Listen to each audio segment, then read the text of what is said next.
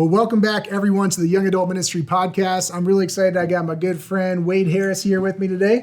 Corey, thank you for having me, brother. Yeah, man, it's going to be a good time. Hey, We're continuing our series on spiritual warfare, and today we're talking specifically about how spiritual warfare happens in the church. Mm-hmm. And so I'd love for you just to introduce yourself to the crowd that maybe hasn't met you before. Tell them a little about who you are and why this topic matters to you. Sure.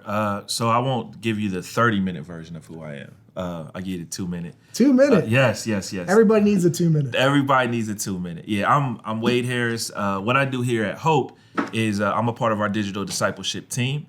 It's a newly formed group. We're working on a mobile app and podcasts and a lot of other really cool stuff. And so it's an honor to be a part of this. But prior to that, I was in youth ministry here at Hope. I was the high school pastor at the Raleigh campus for 3.5 years and really had a great time there. And then even outside of Hope, I'm very involved in the music industry. And so I'm actually on Sirius XM every day, do a radio show, playing Christian rap and just trying to inspire and encourage people and, trying to hopefully bringing people together because music is one of those things that does that. So yeah, I love that.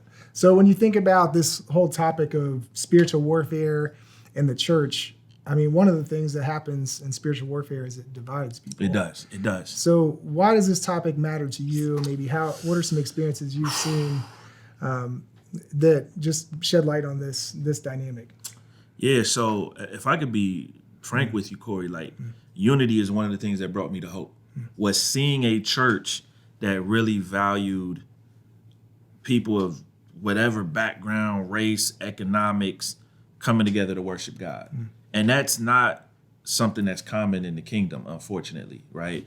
For years, there's the quote that goes around, Sundays is the most segregated day in America. And so, it means a lot to me because I've always, wanted to be someone who brought people together and was around that. I had an experience, man. I think one of the early times in my life where I really remember feeling disunity and how hurtful and harmful it was. I was in high school. I was a freshman. You'll love this part, Corey. I was on the basketball team. That was a few pounds ago. But I was on the basketball team. I want to see some highlight films of Wade Harris. I got you. I was a pass first point guard, Corey.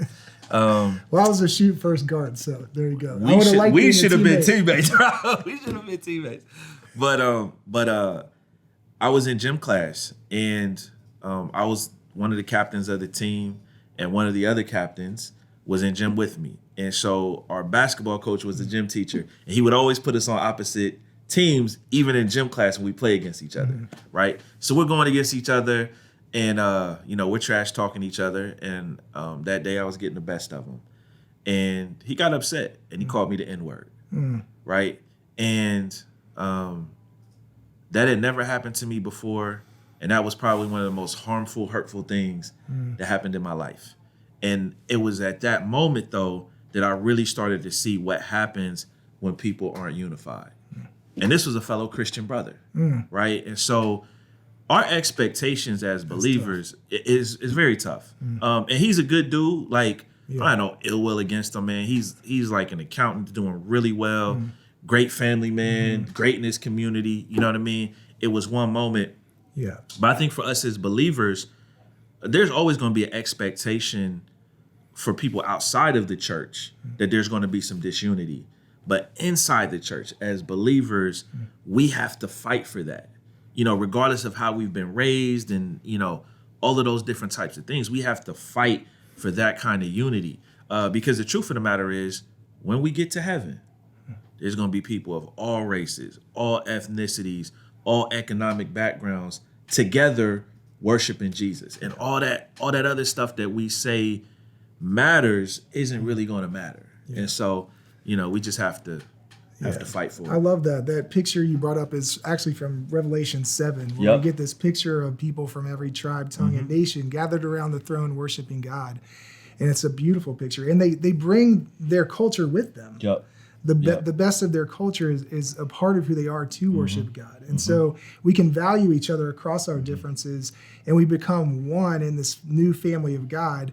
And one of the best things about being a part of the church is we get to give people a little picture of that Absolutely. now. And Absolutely. that's why Jesus prayed, let your kingdom come on earth as it is in heaven. He's demolishing the dividing walls between people.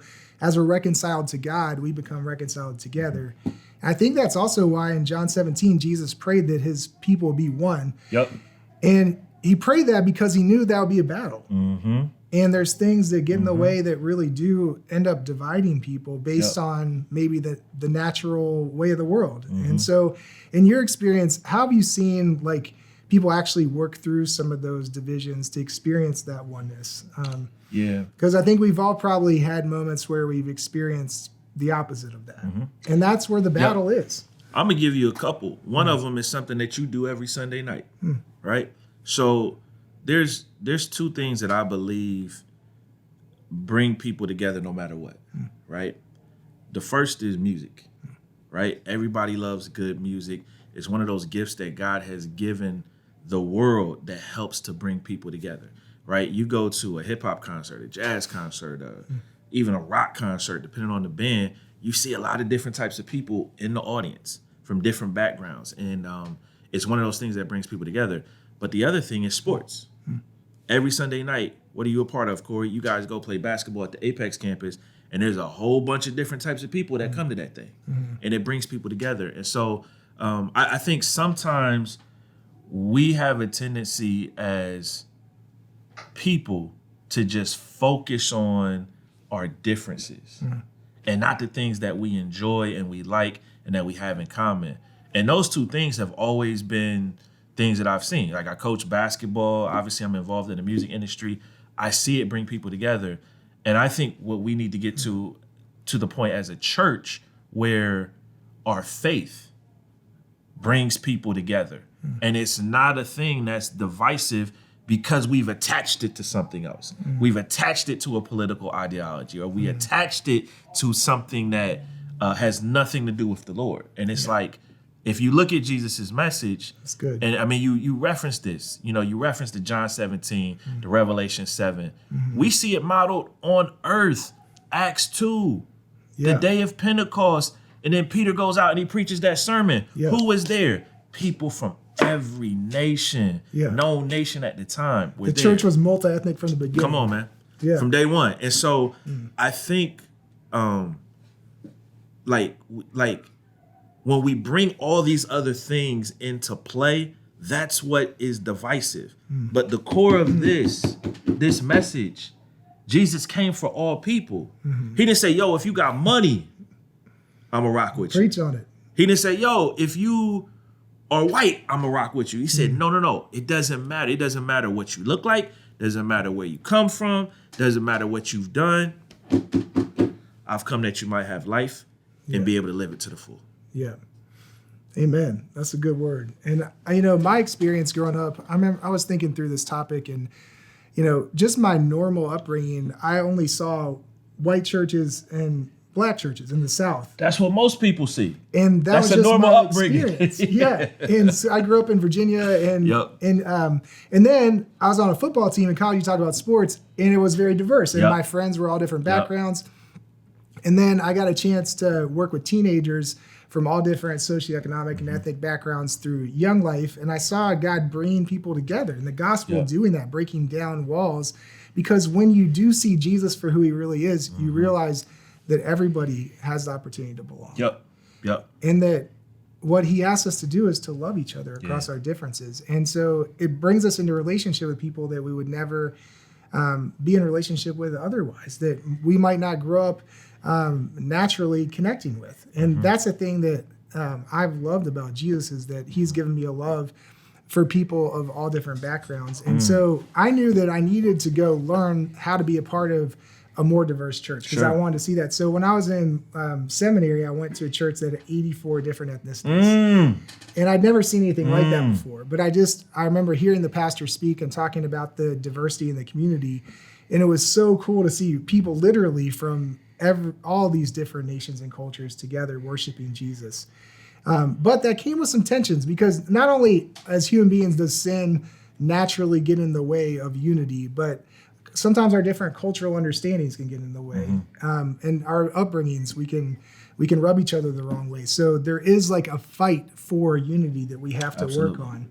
Absolutely. So have you seen anything that beyond kind of sports and music, like just relationally, what makes a difference for you to trust someone from a different culture, and what have you seen works to try to heal some of the things that are divides between people naturally? I mean, we're like kind of coming off the heels of Martin Luther King, I have the dream speech, and we're trying to live into that dream. So what have you seen that's helpful that you encourage them with? Yeah, I think speaking of Martin Luther King, one of his contemporaries, she had a song called Respect, R-E-S-P-E-C-T, Aretha Franklin. Aretha. Yeah, I think for a lot of us, that word respect often gets lost in the sauce.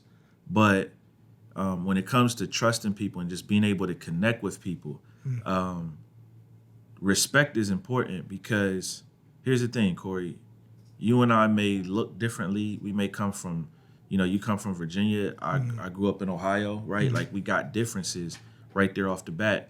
But I always respect your opinion, and you always respect mine. And so we're able to get along even when we don't agree. Right. Because we've had those times where we don't agree, right? And so I think a lot of it starts there. And so, when you look at those times where there's no unity, or there's a lack of unity, or there's an issue, or there's a problem, a lot of it just stems from, do I actually respect the thoughts, the opinions, the ideas of someone who comes from a different background than me?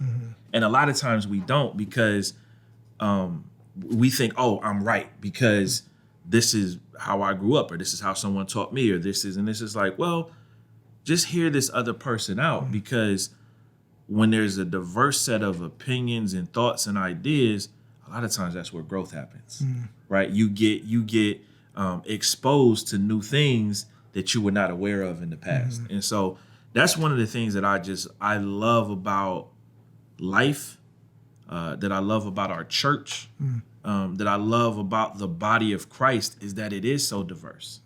And you do get an opportunity to learn from different people and see different perspectives. Like, it's one of those things where it's like, we look at this Bible and we say, man, it's a living word of God.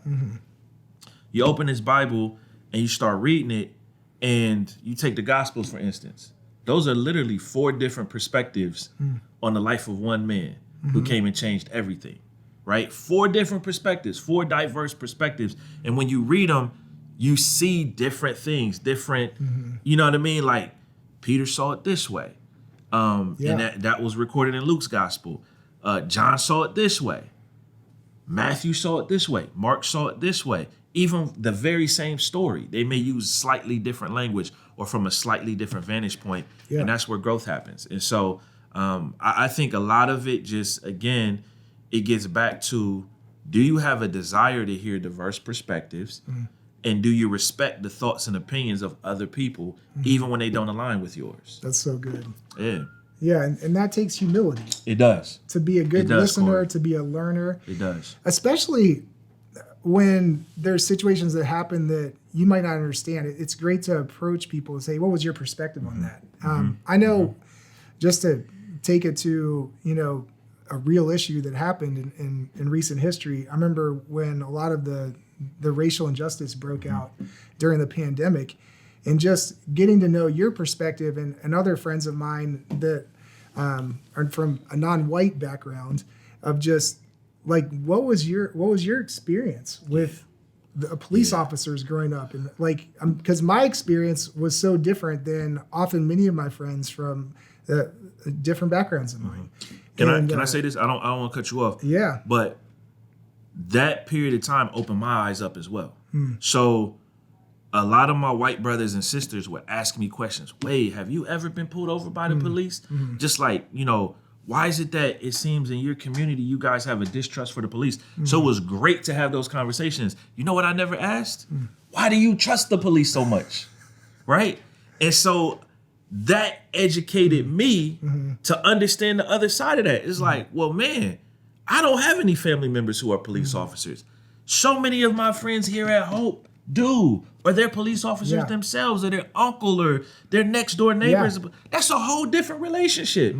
When you see the police like that every day, and you've never been pulled over just because, hey, let me just figure out why you're in this neighborhood. Right. You know what I mean? That's a different perspective. So I think sometimes, man, again, that's a respect thing. Yeah. And that has to go both ways. Yes. You know what I mean? I appreciate you saying that. Yeah. And it's good to be able to learn from each other and from each other's experiences. Yes. And so to not assume that we know what the other person's experience is, but to genuinely listen is one of the first steps to loving someone. And that's actually one of the parts of the great commandment that I think we miss is if we're to love the Lord our God with all our heart, mind, soul, and strength and love our neighbors ourselves, it actually starts with the idea of listening. Like we can't love God if we don't listen to him. If we don't listen to his word and what he actually wants for us, how can we actually be in relationship with him that's based on love? That's good. And the same is true with our neighbor. If we don't listen to our neighbor, respect them, appreciate their experience, even if we disagree, we can't really love them. And so that's something we need to model in the church, but often comes under attack. And I think you hit it on the head. When our allegiance is to something other than Jesus, there you go. That ends up crazing vision. But when we come under Jesus' authority and submit to him, and we pursue his word as learners to be shaped by the authority of his word rather than our opinions and our backgrounds and perspectives, then we can find unity. Yep.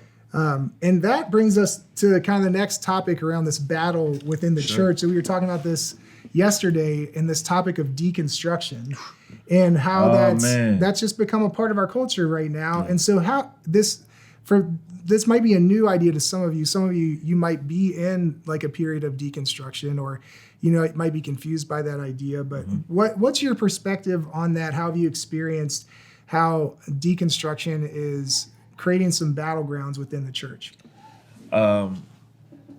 So I think what's been happening a lot is people have been deconstructing, and then they've been making announcements, hey, I'm leaving Christianity. And then there's a whole thing that comes with that, particularly when you are, you've been a popular musician or, a pastor or something like that, influencer. I think, though, that deconstruction in and of itself can be a very healthy thing. I actually think there's been periods of time in my life where I actually did deconstruct. I just didn't call it that, right? And so really what it is you're asking healthy questions about what you believe about Christianity and verifying, is this actually true? Do I really understand the truth the way I think I do, right? And so I don't think there's anything wrong with that if you're doing it in a healthy way. I think if you're doing it within the context of, biblical community, if you're doing it in the context of people who have your best interests at heart, who can help you really navigate these things, who aren't looking at things with a critical eye, because you have a lot of people who will say, oh, I'll help you deconstruct. But everything that they're trying to do is turn you away from God's love for you. Because ultimately, that's what it's about, is embracing God's love and understanding his truths that are in this Bible. And so I think there are a lot of things that, depending on your denomination or, your upbringing, you were taught or you assumed, and it's just like, yeah, that's not right. Yeah. Right? Like there's things like that.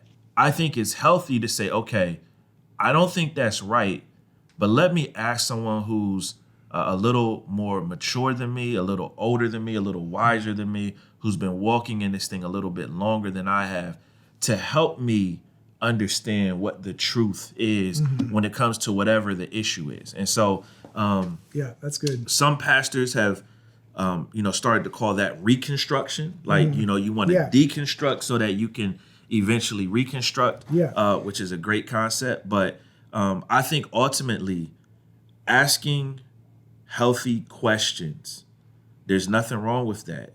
The key is you got to do that within the context of community. And I think if this is a ministry that you're connected to, I can tell you right now, this man right here is a great resource for that, the small group leaders that we have here at this church that are part of young adult ministry, great resources for that. Staff members, like man, come holler at me. Like if you're struggling with something and you're like, yo, I like, and here's what I would do. Yeah. If I don't know, I'm gonna tell you I don't know. I don't want to steer you in the wrong direction. And it's not that I know everything, because I definitely don't.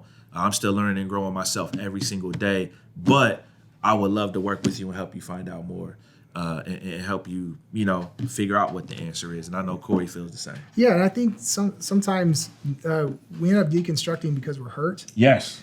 And the answers that maybe we thought we had from the Bible didn't help us in going through a difficult experience or a painful situation. And we weren't given the permission to deal with those negative feelings in the faith community we were a part of. And so then, like, your experience of pain and suffering or disorientation seems like it doesn't match with your faith, when the biblical faith makes room for all of that. It makes room for our negative feelings, our questions, our doubts. And like you said, the key is, putting yourself in a place with people that can help you, because the chances are the questions you're wrestling with or you're deconstructing, other people have wrestled with before. And can actually lead you to a stronger faith. I know I've been through my periods of wrestling with the ideas that I got, that realizing actually that's not as biblical of an idea as I end up reconstructing. And so that process can be really healthy. It gets unhealthy where we get isolated. And I think that's the great encouragement you're giving, which kind of brings us back to the original point, is like Satan ultimately wants to create division, disunity, and then isolation, where we're all on our own and we're not in relationship with the people that can love us and the God who ultimately loves us. And ultimately, he wants to separate us from God for eternity. And there's this like big cosmic battle going on for our soul that gets played out in the little everyday interactions we have. And it's in the church where we can really fight for each other. And we can fight for God's best for our lives and for the questions that we have to find better answers. And so we welcome those questions as you're in your process wherever you are. Wade, I really appreciate you sharing your wisdom, your experience. Is there any final encouragement you want to give them as we're wrapping up this session for today? Yeah, I think just in the essence of speaking about unity and community, right? It kind of rhymed. I didn't do that on purpose, but you do that naturally. There's only one person in the history of the world who was designed to be able to do things alone, and that was Jesus. And he really didn't do things alone because he is God, right? So he wasn't really apart from God. The rest of us, we have to rely on God. We need each other. And so I just want to encourage you, wherever you are in your journey, if you're deconstructing, if you're wrestling through what unity looks like, if you're wrestling through, anything else, do it in the context of community, right? You may not even be connected to this ministry. That's okay. Maybe there's one in your city that you can connect with, or there's some people that you can get with. But the key is you want to do it within the context of community, because the Bible says where there's unity, there's a blessing. And so you want to be a part of the energy, the challenge, the encouragement, all that comes with being in community. And, sometimes people tell you things in community that you don't want to hear. That's okay. That's how we grow. That is how you grow. Yes. And we want that. And so that would just be my encouragement for all of you who are listening today. Is just hop in some community, man. Hop in. So if you're in the Triangle and you're not connected with Young Adult Ministry, we want to welcome you. You're always welcome to be a part of what we're doing. You can find all the information at gethope.net/youngadult. On the Instagram page, we try to keep people updated with events and ways to get connected. We hope this podcast has been an encouragement to you. And my hope is that you're inspired to work through the battles that you're experiencing that get in the way of unity with people in your life. And you might be encouraged even to take a step of faith to reach out to someone who's from a different background than you and get to know them and their perspective and to show them the love of Christ. And just know that this is a battle that we're in, and the enemy is the one who wants to cause disunity and division and isolation. But Jesus is stronger than all of his attacks and wants to build his church through the power of his love and the truth of his word. So Amen. Thanks for your encouragement today. Hope this was encouragement to you all. Reach out if you need anything, and we'll see you next time. Grace Take and peace. care.